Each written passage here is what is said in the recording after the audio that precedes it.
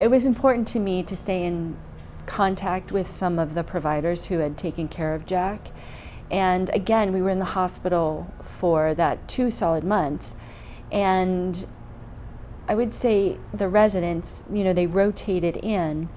And, because my husband and I were there pretty much all the time, well, one of us was there all the time, you'd be there late at night and you would talk to the resident, and you would then find out that that person's father had died when she was 14.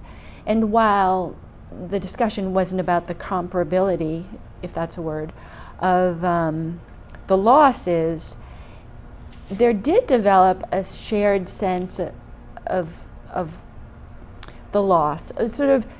Or a better example would be maybe they were an intern and they hadn't experienced the death of a child yet, right? And so there was in no way a sense that I was taking care of them, but just talking to them, and sharing humanity and going through an experience together.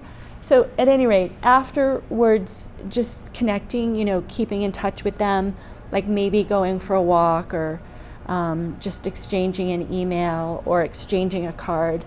I found that very, very helpful because I felt a lot after Jack died that the world as we have set it up isn't so comfortable with the death of a child.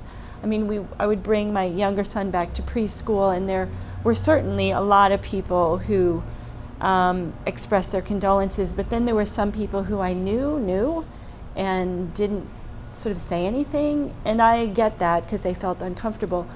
But you feel alone. Like I am the only person that this happened to, when you kind of intellectually know that that's not true. And so feeling like you went through it with people, and people who were in the room, they were right there with you, is very, very comforting.